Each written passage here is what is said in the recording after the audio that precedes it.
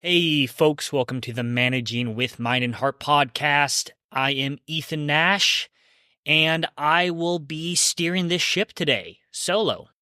Folks, let's talk a bit more about feedback. We've obviously talked about feedback a lot on this podcast. It's clearly a topic that organizations train people on, talk a lot about, right? We often hear, almost in every organization, we need to have a culture of feedback. Let's get a feedback culture, right? So feedback, it's obviously important. And I'm not even going to get into all the reasons why it's important to be able to give each other feedback in a way that works. I think we can all intuit this at this point. But yeah, feedback matters. And of course, feedback can be done very poorly, that breaks people down, that hurts morale, hurts engagement, attacks the character rather than the idea or the behavior. And then feedback can also be done very well, right? Where we get specific about giving feedback on the behavior or the idea or the task. And then we talk about the impact of that behavior. And then maybe some replacement behaviors, meaning what you would like this person to do instead next time. So we have multiple episodes about giving good feedback, especially from a manager's position. I'll link to at least one of those in the show notes, as well as a blog post on the model of giving feedback called BIR, which is, just as I said earlier, behavior, impact, replacement behavior. So if I'm going to give somebody feedback, rather than calling somebody rude, lazy, disrespectful, which are all what? Judgments, character words.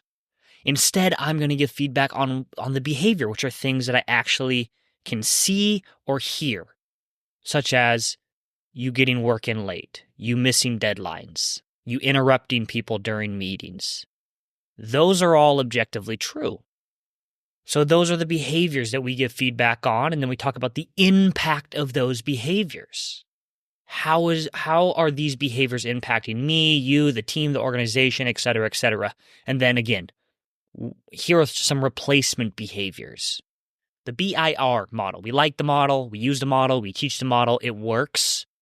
And I believe it provides a really good foundation for giving feedback in a way that communicates clearly, communicates the truth, and keeps you connected relationally to that person. Now, here's the issue. The issue I've ran into is that what happens when you have more of an intuition about somebody that you think it might be worth giving them feedback on? I'll give you an example. I had this team I was managing a while back in a different career, and I had the intuition that one of my team members was not communicating as clearly as they needed to be when presenting to the senior leadership team. And of course, it was really important that they communicated clearly to the senior leadership team because we really needed that senior leadership team's buy-in to what we were doing. We needed them to understand the direction we were trying to go. So my intuition was this person is not communicating as clearly as they could be, and it might be hampering our efforts to get the work done that we need to get done. Now, of course, in this situation, I could use the BIR method. However, the BIR method, the behavior, impact replacement behavior, it feels to me it's a bit more objective, right? It's a bit more black and white, right? This behavior is hampering our efforts, or it's not. Right? This behavior is causing disruption to the project, or it's not. Those are actually easier to give feedback on, those black and white things. I'm not saying it's totally easy. It's still hard to give hard feedback, right? But they feel a bit more objective and therefore a bit easier to talk about. And so again, in my situation, as the example, I had this intuition, but it's just that, an intuition. And I don't know if I'm completely right about this. Look, I've always found giving feedback to be challenging, and I still do. A little bit less now, but I still do. And one of the reasons I struggled providing feedback, especially as a manager, especially as a leader, was the constant questioning. The constant questioning of the situation or feedback I had an intuition around. Right? Am I right about this? Right? Again, I spot a potential gap in an employee's performance or how they're showing up. Again, not communicating as effectively as they could be when presenting to a senior leadership team. But am I right about this? Right? And all the doubts would start to creep in. Man, is this just my perspective? Maybe this isn't that big of a deal. Am I just projecting here? What if giving this feedback would actually just destroy the person's confidence? Or maybe it's just me. Maybe nobody else sees this, and this is a quirk about me, right? And the cycle of second guessing continues. So what is a manager to do? What is somebody that takes ownership and responsibility for the performance of their team and organization to do? Do we only give feedback on things that are more objective, such as you are texting during our meetings, you are interrupting people during conversations? Do we only give feedback on that kind of stuff, right? You're missing deadlines. And do we not give feedback on the things that are a bit more subjective, a bit more based on intuition? Well, I would posit that to get to the type of performance we want to get to as teams, as organizations, we need to be able to talk and give feedback about things that are more of our intuition. And if we can do that well, we can do that respectfully, that's where we start having a culture of feedback.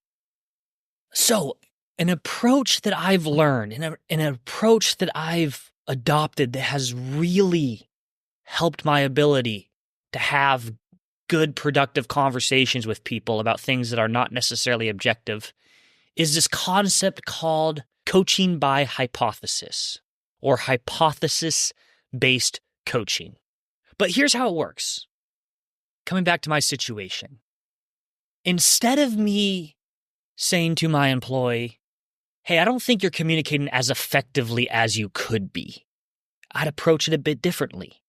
I would say, hey, so I have this hypothesis, and my hypothesis is that you might not be communicating as effectively as you could be in these senior leadership meetings. And I want to explore this together. What's your intuition about this? You see what I did there? This subtle shift in language has actually made all the difference. Right? This is what has allowed me to share my thoughts more freely, because it invites exploration and testing rather than imposing a judgment. It actually opens the door to conversation while demonstrating humility, while showing that you are not trying to come across as you are objectively right in this situation. And by the way, I actually find that one of the biggest barriers to giving feedback is the fear of being wrong. The fear of being wrong. But when we coach by hypothesis, it's no longer about being right or wrong. It's about exploration and learning. Okay?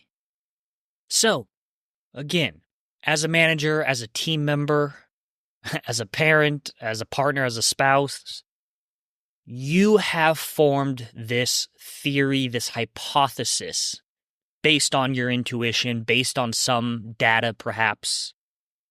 And the best way to test your hypothesis is to share it directly with that person. So in this case, share it directly with your employee. And this is the first barrier to get over. Because sometimes I think, gosh, I don't feel like I have all the information needed to go start exploring this hypothesis, this theory with my employee. I should wait. I should collect more information. I should observe the situation a bit more. And of course, there's some wisdom in that, right? You certainly don't want to be giving feedback willy-nilly based on one-off events or without some level of good information. But again, we think because I don't have all the information I need here, and I'm not like super sure about my hypothesis, I'm going to hold back. At the end of the day, I think you do your employee and yourself a disservice by not at least opening up the conversation. So the first barrier here, folks, is to get over the I have to have 100% of the details and information to even talk about this hypothesis. Now, Claire Hughes Johnson talks about this in her book, Scaling People, which is an excellent book for managers, especially those at more of a higher level director position. Anyway, she talks about this. And her theory is that, you know what, just understanding 20% of the problem is enough to know 80% of what's needed to move forward. Right?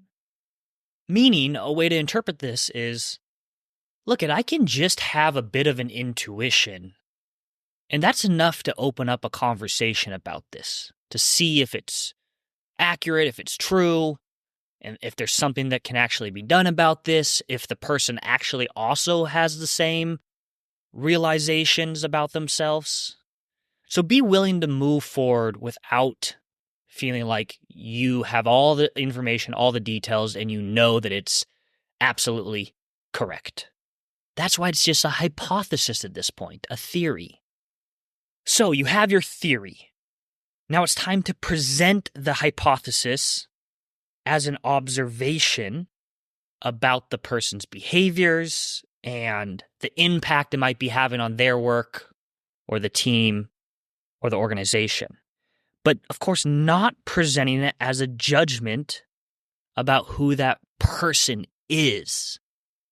Now, coming back to Claire Hughes Johnson's book, Scaling People, where I learned a bit more about hypothesis-based coaching. I've had heard about it before prior to her book, but I'm going to read directly from her book because I think this is helpful, right?